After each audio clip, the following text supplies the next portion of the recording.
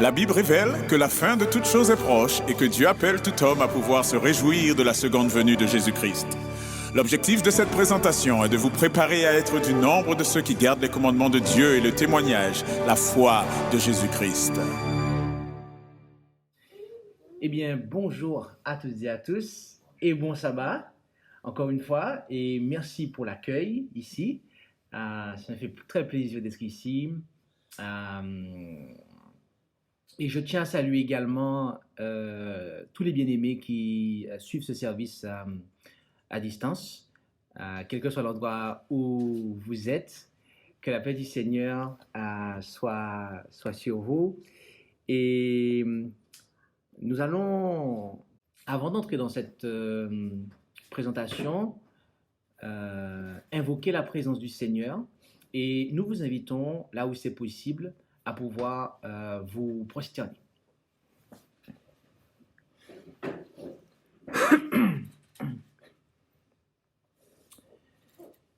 Notre Dieu, notre Père Céleste, merci pour ce doux privilège que tu nous accordes de pouvoir nous présenter devant toi en ce saint jour de sabbat. Et nous venons à tes pieds car nous nous apprêtons à ouvrir ton saint livre et nous voulons que la connaissance que nous allons recevoir puisse être salutaire pour nous, et qu'elle puisse ne pas se borner à notre intellect, mais véritablement être vécue. Tendre Père Céleste, tu sais déjà les plans que l'ennemi a formés pour que ce message ne soit pas reçu. Et nous te prions que tu puisses les déjouer. Veux disposer les intelligences, les cœurs à la réception de ta parole et de sorte que ton nom soit glorifié dans la vie de chacun d'entre nous. Bénis tes serviteurs et tes servantes qui auront à entendre ce message. Bénis le moindre d'entre eux qui aura à le porter. Et c'est dans le beau nom de Jésus et pour ta gloire que nous t'en prions. Amen.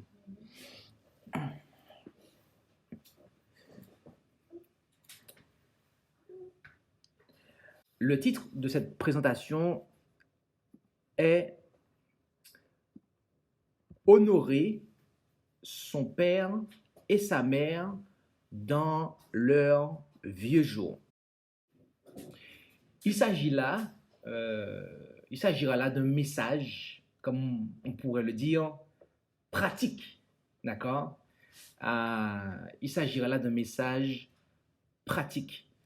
Et nous allons voir que ce message pratique, eh bien, est hautement important. Ce que nous allons voir dans ce message est hautement important, d'accord? Et la raison pour laquelle j'ai été poussé à préparer ce message, comme vous le savez déjà, pour ceux d'entre vous qui connaissent déjà le fonctionnement du pasteur Woulotte, c'est parce qu'il y a eu un certain nombre de cas, un certain nombre j'ai recensé un certain nombre de cas, et donc il ne s'agit pas d'une seule situation, mais de plusieurs situations, et qui ont rendu nécessaire cette présentation, et je veux croire qu'elle sera utile et bénéfique pour chacun d'entre nous, et que nous allons être éclairés par le Seigneur par le biais de sa parole. Cette présentation ne sera pas exhaustive et elle va viser ce que le titre indique, à savoir dans les vieux jours. Okay? Nous avons eu l'occasion de donner une présentation générale sur le sujet du 5e commandement, d'accord? Et il faut savoir que, en fait, nous avons fait une série de présentations sur les 10 commandements, d'accord? Donc, si vous souhaitez comprendre en détail ce que chaque commandement signifie à la lettre, mais aussi l'esprit, donc la lettre de la loi, mais aussi l'esprit de la loi, eh bien, sachez qu'il y a une série de 19 études, de 19 présentations qui sont déjà disponibles sur Internet, sur la chaîne YouTube Préparation le Reste, et sur laquelle vous pouvez justement, voilà. Et donc ici, il s'agit de la cinquième, en tout cas, pas de la cinquième vidéo, mais de la vidéo sur le cinquième commandement, honore ton père et ta mère, que nous vous invitons à considérer pour avoir une compréhension générale de ce commandement qui n'implique pas simplement le père et la mère physique, mais aussi ceux qui sont spirituels et de manière in fine aussi les autorités. Mais cette présentation va s'axer, comme nous l'avons dit, sur le père et la mère physique avant tout, bien que le principe pourrait s'appliquer au spirituel. Et nous allons commencer avec la parole de Dieu. Et rendons-nous dans notre texte de base, qui est Exode 20, Exode chapitre 20, verset 12. Exode chapitre 20, verset 12, où nous lisons là, en Exode chapitre 20 et au verset 12, « Honore ton père et ta mère, afin que tes jours soient prolongés sur la terre que l'Éternel, ton Dieu, te donne. » Il s'agit ici, comme nous l'avons dit, du cinquième commandement, où il est précisé d'honorer son père et sa mère. Le texte ne dit pas, le texte ne précise pas en tout cas ses parents. Il est très précis, il dit son père et sa mère. Et comme me le faisait savoir un frère, il est important qu'il soit marqué cela. Parce que nous vivons une société où aujourd'hui le mot parent peut revêtir, ok, papa et papa, ok, maman et maman. Alors que ce n'est pas ça en fait. Il est question de son père et de sa mère en fait. Il n'y a pas de place ici pour une parentalité homosexuelle. Et on nous dit, afin que tes jours soient prolongés, afin que tes jours soient prolongés sur la terre que l'Éternel, ton Dieu, te donne. La terre dont il est question ici, eh bien, est la nouvelle terre, par extension. In fine, il s'agit de la nouvelle terre. Donc, notre vie éternelle, ok, va dépendre de notre observation des commandements, dont celui-ci. Et notez que c'est le seul commandement auquel est rattachée une promesse. D'accord? C'est le seul commandement auquel on a cette promesse qui est rattachée. Donc, c'est véritablement quelque chose d'important, en fait, qu'il y a ici, en fait. Et l'Écriture nous demande d'honorer notre père et notre mère, et nous allons employer le mot parent dans cette présentation, mais cela signifiera père et mère, d'accord? On l'a précisé, donc maintenant on pourra l'employer sans problème.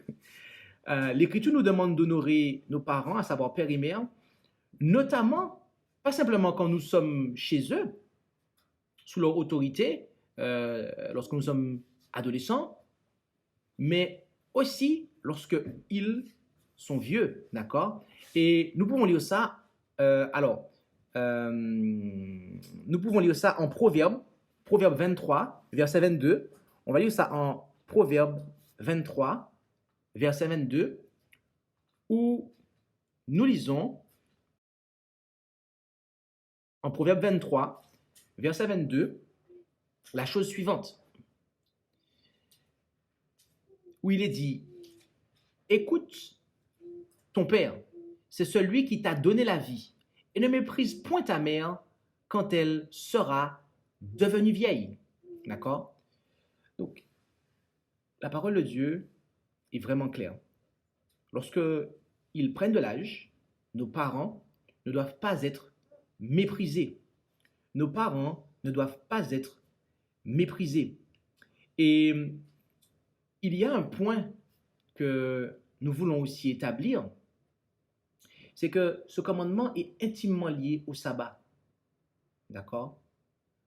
En donnant Lévitique 19, verset 3, Lévitique 19, verset 3, où nous lisons en Lévitique 19, verset 3, il est dit ici que chacun révère sa mère et son père, et observez mes sabbats. Je suis l'Éternel, votre Dieu. Notez comment le Seigneur associe l'observation du 5e commandement à celui du 4e. J'ai une question pour vous. Est-ce que nous, à la lumière de ce passage, est-ce que nous pouvons être de véritables observateurs du sabbat si nous n'honorons pas notre père et notre mère? Je pense que la réponse, nous l'avons en fait. L'observation du 5e commandement est étroitement liée à celle du 4e commandement concernant le sabbat du 6e jour. Et voyez-vous, malheureusement, les Hébreux n'ont pas compris ou n'ont pas voulu comprendre cela.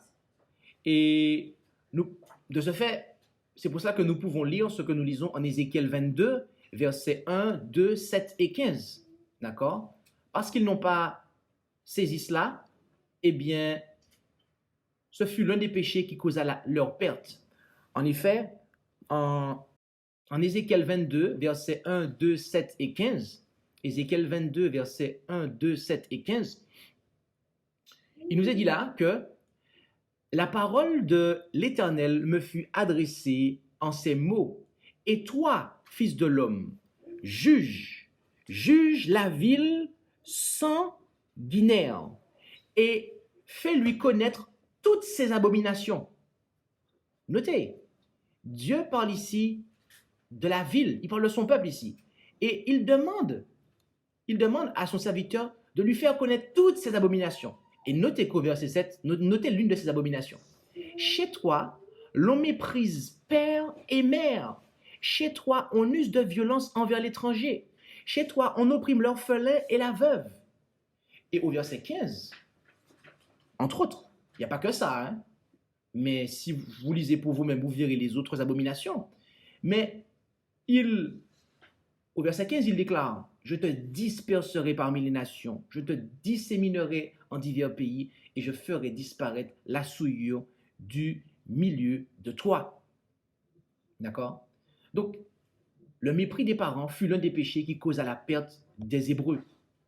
Et lorsque Jésus est venu sur terre, il a sévèrement repris les soi-disant observateurs du sabbat qui déshonoraient père et mère.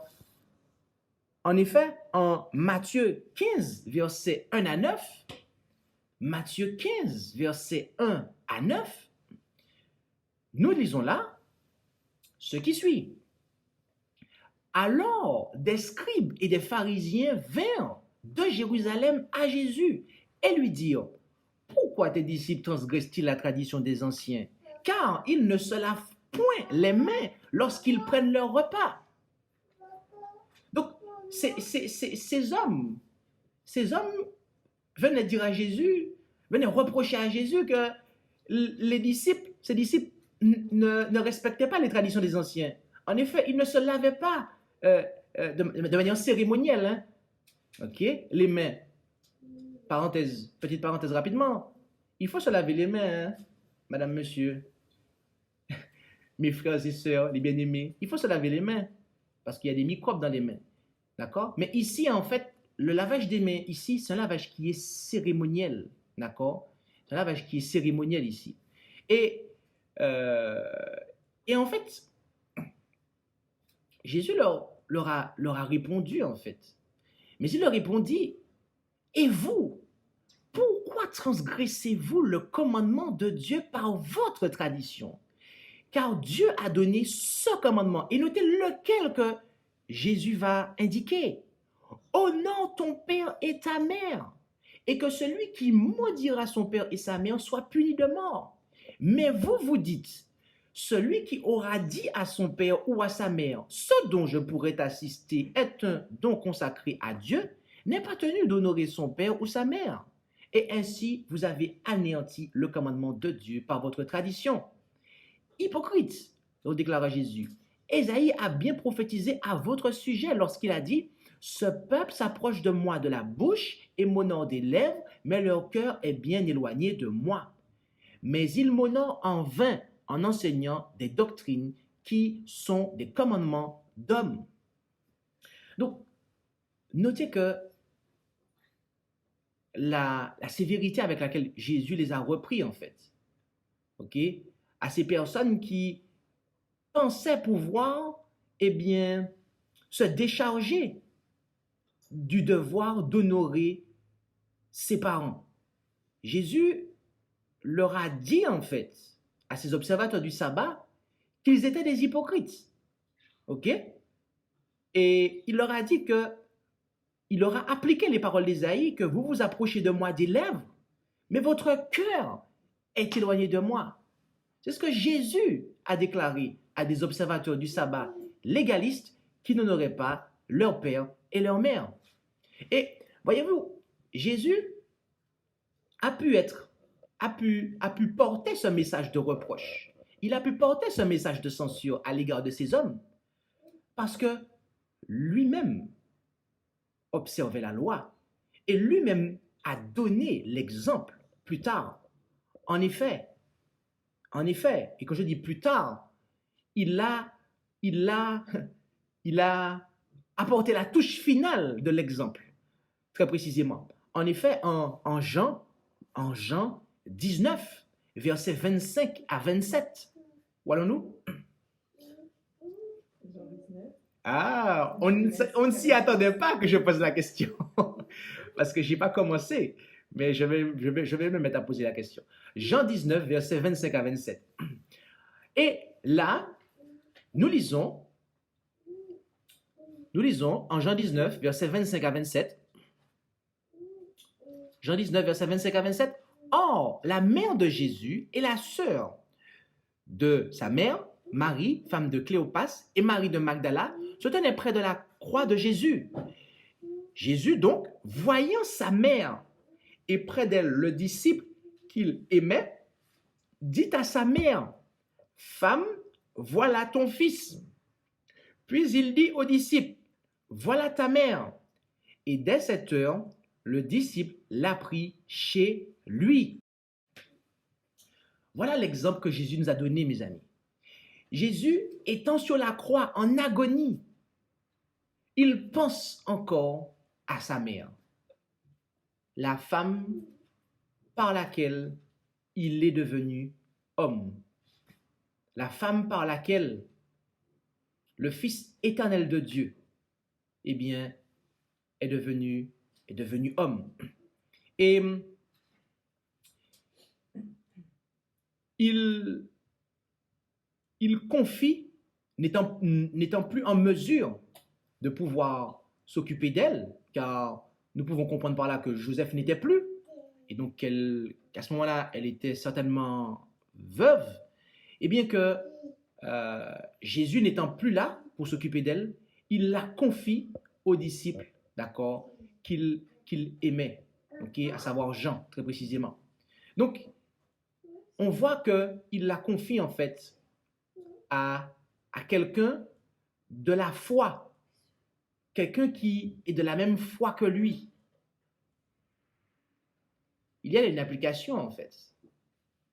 C'est que lorsque il n'y a pas possibilité, d'accord, que quelqu'un qui est âgé, eh bien, soit pris en charge par ses enfants parce que, pour diverses raisons, eh bien, il revient à l'église. Il revient à l'église, en fait, de veiller sur ses bien-aimés lorsqu'ils sont dans leurs vieux jours. Et notez une chose, c'est que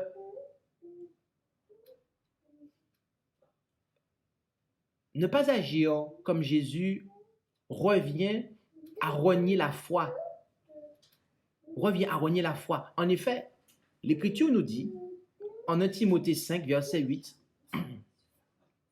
1 Timothée 5, verset 8, nous lisons, en 1 Timothée 5, verset 8, « Si quelqu'un n'a pas soin des siens, et principalement de ceux de sa maison, il a rogné la foi, et il est pire qu'un infidèle. Qu'avons-nous lu ici? Je vais reprendre ça. Si quelqu'un n'a pas soin des siens, les siens là, de qui on parle? Des siens en fait. Ça peut être femme, ça peut être enfant, mais ça peut aussi être ses parents en fait. Et principalement de ceux de sa maison, il a rogné la foi et il est pire qu'un infidèle.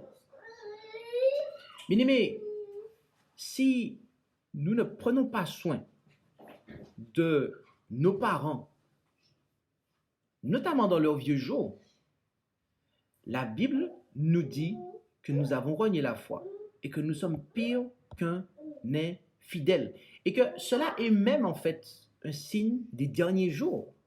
En effet, en 2 Timothée 3, versets 1 à 5, où allons-nous? 2 Timothée 3, 1 à 5. Plus exactement. 2 Timothée 3, 1 à 5, où il est dit: Or, sache que dans les derniers jours, il y aura des temps difficiles, car les hommes seront épris d'eux-mêmes, aimant l'argent, vains, orgueilleux, médisants, rebelles à père et à mère, etc. Rebelles à père et à mère. Ok? Lorsque vous étudiez le mot qu'il y a ici, il est traduit parfois par rebelle, désobéissant, mais il signifie en fait qu'on n'a pas d'égard en fait pour père et mère en fait. Le sens profond, c'est qu'on n'a pas d'égard pour eux en fait.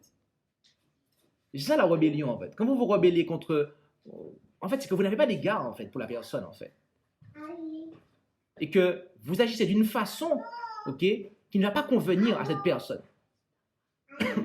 Cela est un signe, mes amis, un signe des derniers jours. Ok.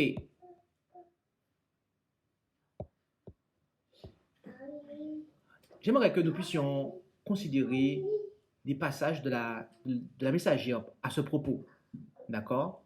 Et car nous pourrions penser que peut-être que oui, mais mes parents ne sont pas croyants ou ils ne croient pas comme moi. Et donc, ça me laisse l'opportunité, à ce moment-là, j'ai l'occasion de ne pas m'occuper d'eux, puisqu'ils ne sont pas croyants en fait. Cela me déchargerait de mon devoir. Que nous dit le témoignage à ce propos? Foyer chrétien, page 347.1. Nous lisons: Est-il possible que des enfants deviennent si indifférents aux besoins de leurs parents qu'ils ne cherchent pas spontanément à leur éviter toute cause de chagrin en veillant sur eux avec une sollicitude, un soin et un dévouement inlassable? Comment peuvent-ils ne pas considérer comme un privilège de faire de leurs derniers jours les plus doux moments de leur existence? Comment un fils ou une fille peut-il envisager d'abandonner à des étrangers le soin de s'occuper de son père ou de sa mère? Même si la mère est incroyante ou d'un caractère désagréable, cela ne dispense pas l'enfant de prendre soin d'elle comme Dieu le demande. D'accord? Donc, le témoignage ici est clair. Que notre parent, donc là, en l'occurrence, c'est la mère ici, qu'on prend comme exemple, si elle est incroyante ou si elle a un caractère qui est désagréable, eh bien, cela ne dispense pas l'enfant de prendre soin de son parent et de ses parents. Ok? Donc, il convient de les honorer en s'occupant d'eux dans leurs vieux jours. Ok? Même s'ils sont incroyants, même s'ils ont un caractère désagréable, il convient de s'occuper d'eux.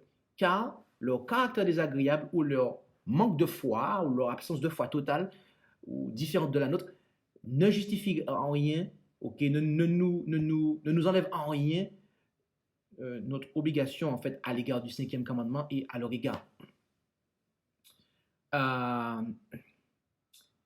Il nous faut honorer nos parents, même s'ils ont été durs avec nous durant notre enfance. Oui, parce que il y en a qui pourraient dire, oui, mais mon papa, ma maman m'ont trop tapé, je suis fâché avec eux, ils m'ont fait des misères et je ne suis pas bien avec eux.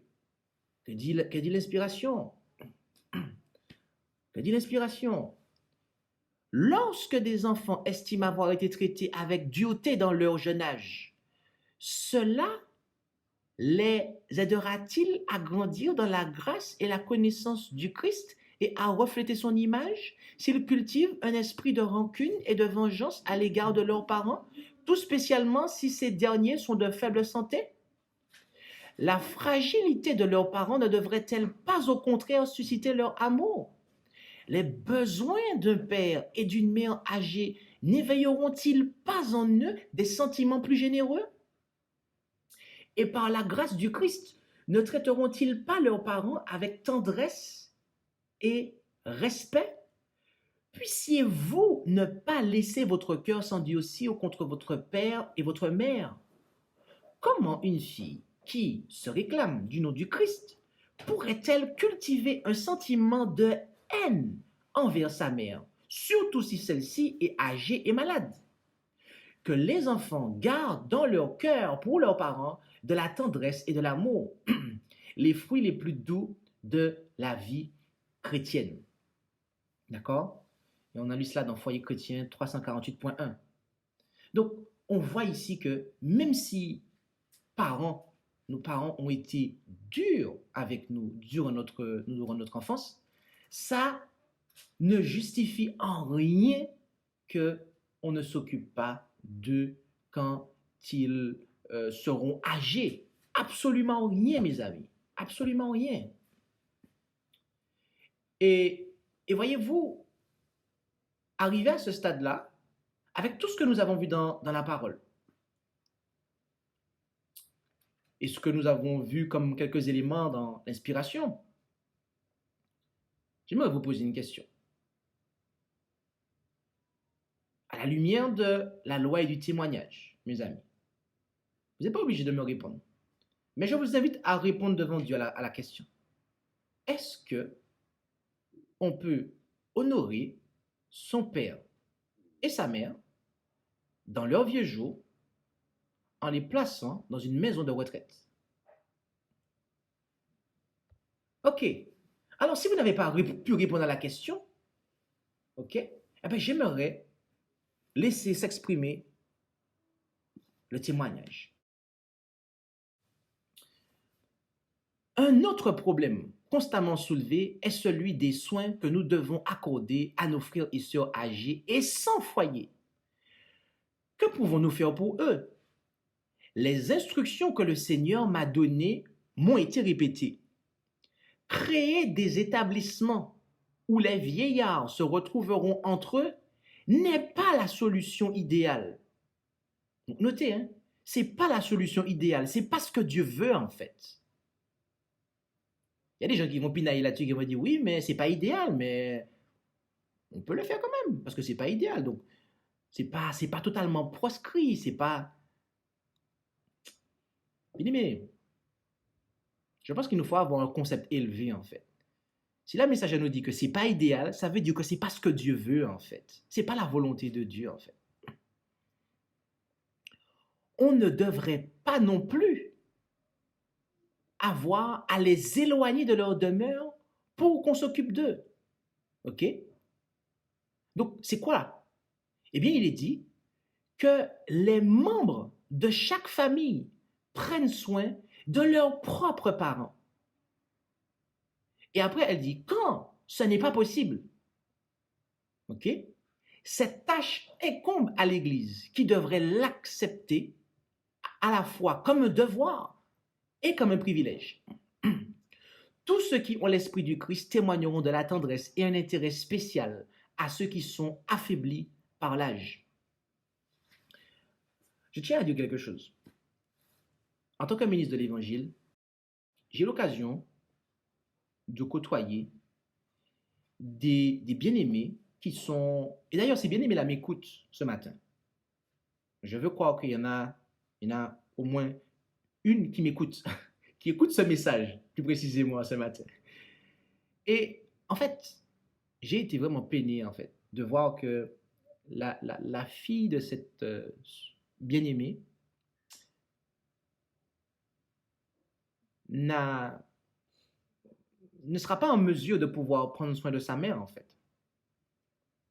elle ne sera pas en mesure de pouvoir prendre soin de sa mère, d'après ce qui est annoncé. Et je dois vous dire, frères et sœurs, que il n'est pas bon, en fait, que nos bien-aimés aillent dans ces maisons-là, en fait, où les vieillards se retrouvent entre eux et que, il y en a même certains, en fait, quand ils vont là-bas, ils dépérissent, en fait. Comment ils vont observer le sabbat? Expliquez-moi, comment un croyant, quelqu'un qui est adventiste, hein, comment on peut dire qu'on va vraiment le laisser terminer sa cause chrétienne dans une maison de retraite, en fait? Comment il va observer le sabbat? Notamment si c'est dans le monde, en fait. Comment on va faire ça, en fait? C'est pas possible. C'est pas possible, mes amis. L'Église a une responsabilité à cet égard. L'Église a une responsabilité à cet égard, mes amis. Si les enfants de ces personnes-là ne peuvent pas, pour différentes raisons, soit parce qu'ils ne sont pas dans la foi et qu'ils ne veulent pas s'occuper de leurs parents et qui, pour eux, ça les arrange de les mettre en maison de retraite, l'Église a une responsabilité à cet égard, au final de compte. Mais avant cela, il nous faut nous assurer, en fait, que les familles prennent soin de leurs propres parents. D'accord? Et voyez-vous, il arrive que un enfant ne s'occupe pas, en fait, de ses parents quand ils sont vieux à cause du conjoint. Oui.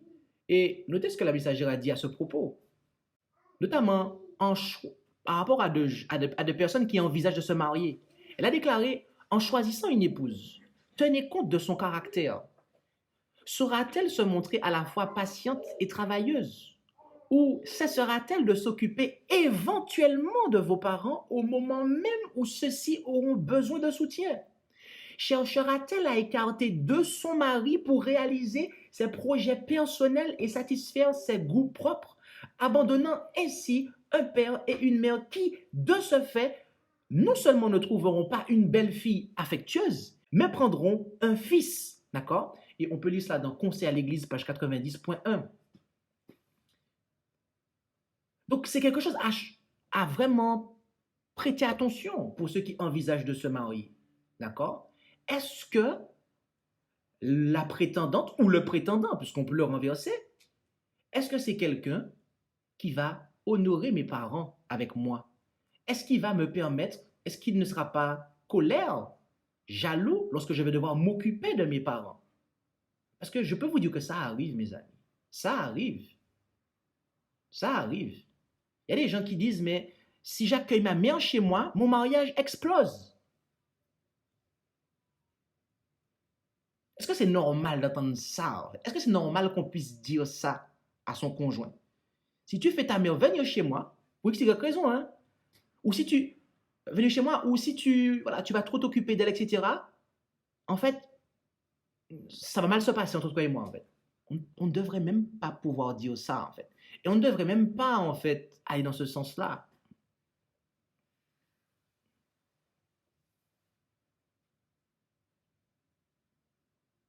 Le conjoint ne devrait pas nous empêcher de nous occuper de nos vieux parents. Et dans un cas que je connais, c'est ça, en fait. Une fille qui a dit à sa mère, si je t'accueille chez moi, mon mariage explose.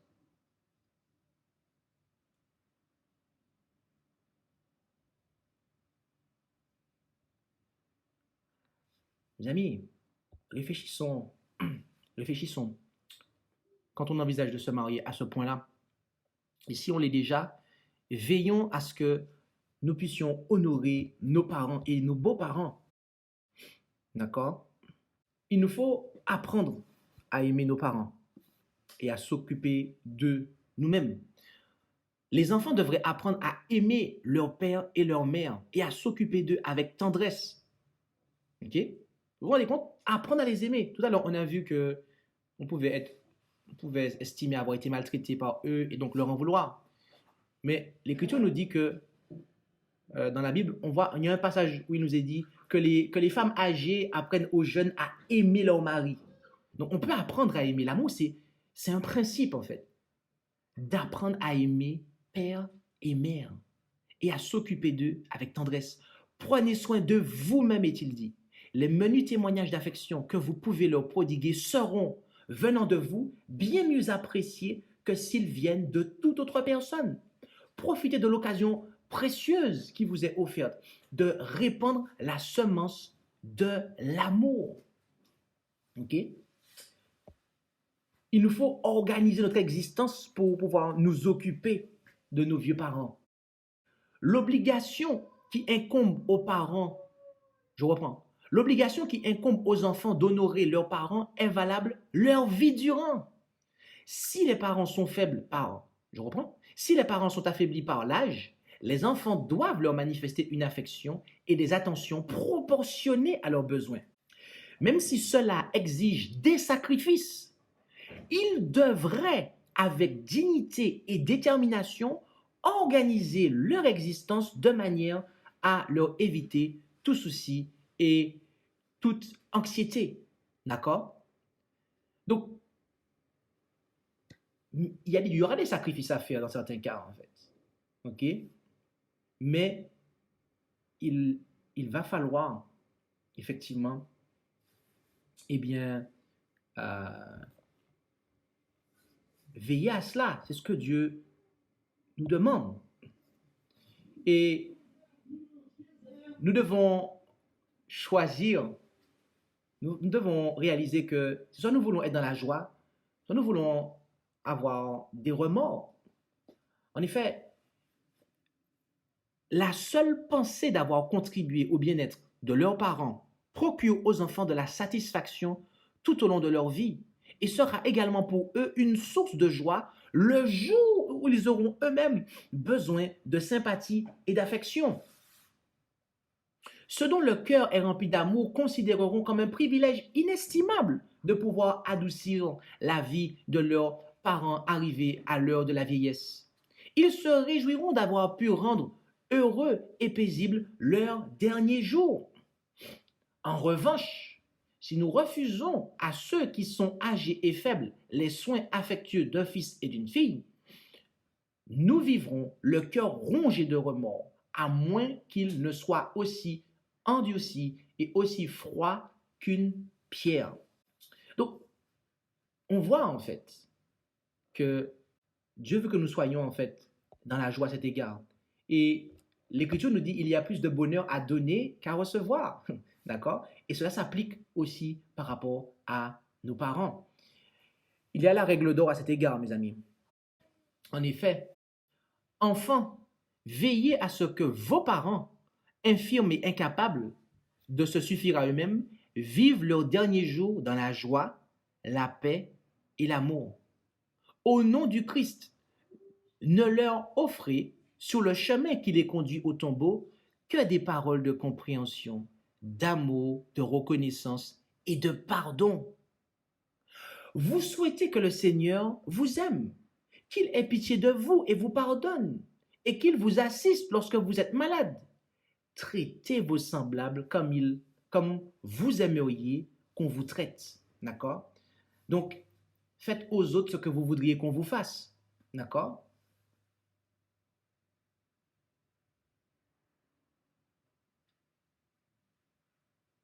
Est-ce que j'aimerais que mon enfant ou mes enfants me placent dans une maison de retraite quand je serai vieux? Par exemple. C'est la question qu'il faut que je me pose. Eh bien, si la réponse est non, c'est que je ne dois pas placer mes parents dans une maison de retraite, en fait. Et etc. pour toutes les considérations, en fait. J'aurais pas aimé qu'on me fasse ça, en fait. J'aurais aimé que je sois pris en charge par mes enfants, que mes enfants s'occupent de moi, qu'ils pensent à moi, qu'ils... Eh bien, c'est que si je veux ça, eh bien, c'est ce que je dois faire pour mes parents, en fait. Parce que c'est un exemple qu'on donne aussi, en fait. Si ma fille me voit mettre sa grand-mère en maison de retraite, ben, quand elle sera plus grande, elle va dire, ben, papa m'a mis en maison de retraite, ben, je peux le mettre en maison de retraite quand il sera plus grand, en fait. C'est le message que j'envoie, en fait. OK? Et honorer ses parents, c'est le plus bel éloge et le plus beau témoignage. Quand ils sont devenus adultes, certains s'imaginent que leur devoir se borne à procurer un logement à leurs parents. Il leur donne le vivre et le couvert, mais ni affection, ni tendresse. Lorsque leurs parents sont âgés et qu'ils aspirent à être entourés d'amour et de compréhension, ces enfants les privent sans pitié de leurs attentions. Donc on voit que je peux ne pas mettre mes parents en maison de retraite, mais les amener chez moi ou à côté de chez moi et les prendre en charge en fait. D'accord? Et les aider d'une façon ou d'une autre. Mais il n'y a pas que ça en fait. Il y a aussi l'aspect de l'affection, de la tendresse, de l'amour. Et elle poursuit en disant, on ne devrait à aucun moment manquer d'égard et d'affection envers ses parents. Tant que ceux-ci sont en vie, on devrait se faire une joie de les honorer, de les respecter et de mettre dans leur vie toute la gaieté et tout le soleil possible. On rendrait ainsi moins pénible le chemin qui les conduit au tombeau.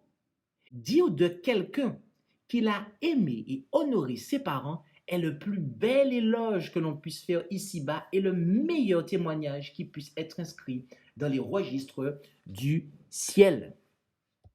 Amen. Nous pourrions dire beaucoup de choses ici, mes amis. Nous pourrions dire beaucoup de choses, mais nous allons nous arrêter là et nous vous invitons, pour aller plus loin, à lire le chapitre 59 de l'ouvrage Foyer chrétien où il y a d'autres, il y a pas mal que nous avons pris, cités ici, mais il y en a d'autres que nous n'avons pas pris. D'accord? Et en résumé, eh bien, nous avons vu que Dieu nous demande d'honorer nos parents. D'accord? Père et mère, très précisément. Nous avons vu que, eh bien, le faire, c'est quelque chose qui est associé à l'observation du sabbat, en fait. On ne peut pas être de véritable observateur du sabbat si on n'honore pas véritablement ses parents. Et cela implique de s'occuper d'eux dans leurs vieux jours, en fait. De s'occuper d'eux dans leurs vieux jours et d'avoir soin d'eux nous-mêmes. Il n'y a pas lieu, en fait, parce qu'ils sont incroyants, parce qu'ils ont mauvais caractère, d'accord? Donc, quand je dis incroyants, ça peut vouloir aussi dire parce qu'ils n'ont pas la même croyance que nous ou parce qu'ils ont mauvais caractère. Ça ne justifie pas qu'on ne s'occupe pas d'eux, en fait. Et même s'ils ont été durs avec nous, en fait, il nous convient de pouvoir leur pardonner, d'accord? Il nous convient de pouvoir nous occuper d'eux, nous-mêmes de pouvoir nous organiser de manière à ce qu'on puisse s'occuper d'eux. Il n'y a pas lieu, en fait. Ce n'est pas la volonté de Dieu. Disons-le franchement, mes amis, d'accord? Ce n'est pas la volonté de Dieu. Ce n'est pas l'idéal. Ce n'est pas la volonté de Dieu qu'on les mette en maison de retraite, d'accord? Et si nous avons des frères, des bien-aimés, dont les enfants sont devenus infidèles parce qu'ils ne veulent pas s'occuper de leurs parents et n'ont aucun scrupule à les mettre en maison de retraite, mes amis, l'Église doit intervenir. D'accord? L'Église doit intervenir. L'Église doit intervenir dans ça, en fait. C'est horrible, en fait, cette affaire. De placer des gens en maison de retraite, en fait. L'Église doit intervenir. Là-dessus, je tiens à dire quelque chose. Par rapport au point que si les parents ne sont pas croyants ou n'ont pas la même croyance que nous, ou ils ont mauvais caractère, quand on a la joie de pouvoir s'occuper de personnes qui sont âgées, en fait, d'accord? Eh bien, on peut en fait faire un travail, je dirais même d'évangélisation. On peut en fait être un instrument de Dieu auprès d'eux, en fait, pour que s'ils n'ont pas la foi, eh bien, qu'ils puissent l'avoir. S'ils ont des choses à corriger, qu'ils puissent le corriger, notamment au niveau de leur caractère. D'accord? Mais si on les place en maison de retraite ou entre les mains des étrangers, comment on va travailler au salut de nos parents, en fait?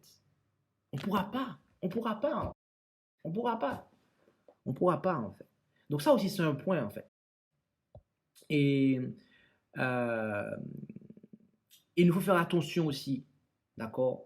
Il faut mettre les choses au clair avec le conjoint pour qu'il ne soit pas un obstacle, en fait. Et il faut dire ça aussi aux jeunes qui veulent se marier.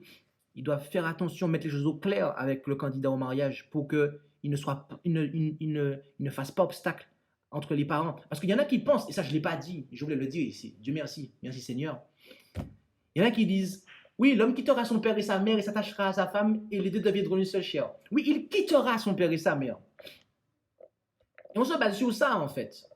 Non, mais je t'ai pris pour femme, je ne me suis pas marié avec ta mère et compagnie. Alors effectivement, dans le processus décisionnel du foyer, papa et maman de ma femme ou de mon mari n'ont pas leur place.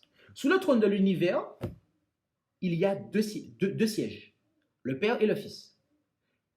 Et c'est le modèle pour la famille ici-bas sur terre. Sous le trône, sous le gouvernement d'une famille, il y a deux places.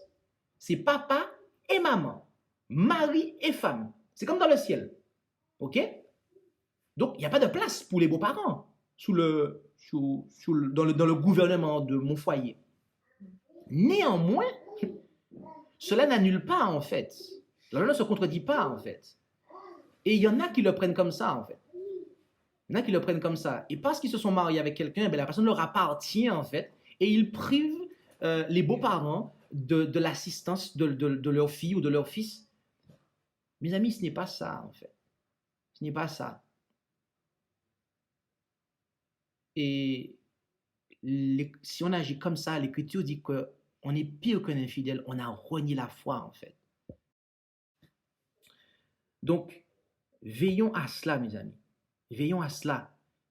Et nous devons apprendre à les aimer, et nous occuper d'eux, nous organiser pour veiller sur eux et penser à la règle d'or.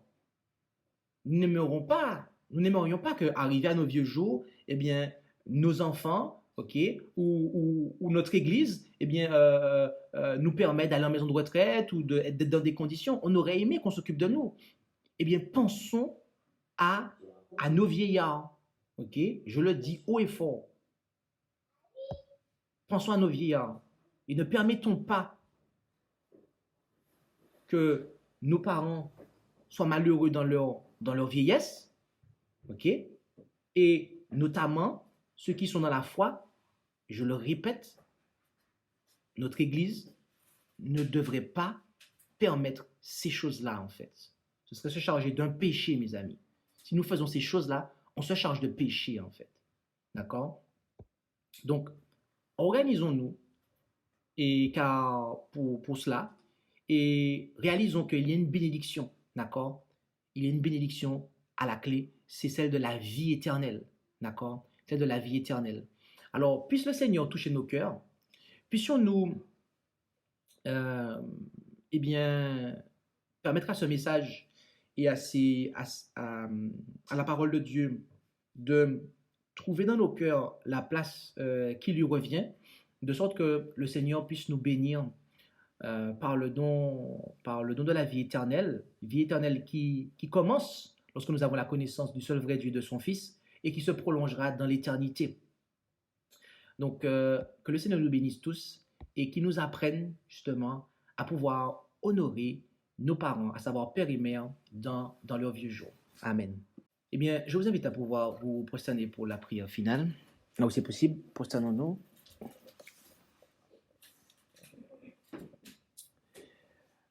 Notre Dieu, notre Père Céleste, nous te remercions pour ta parole, qui est une lampe à nos pieds, une lumière sur notre sentier. Et tu nous montres, eh bien, ce qu'il en est concernant le 5e commandement et la façon dont nous devons agir envers père et mère dans leurs vieux jours. Nous te prions de toucher nos cœurs, le cœur de chacun d'entre nous, afin qu'il puisse y avoir, eh bien, cette compréhension et cette application de cette compréhension.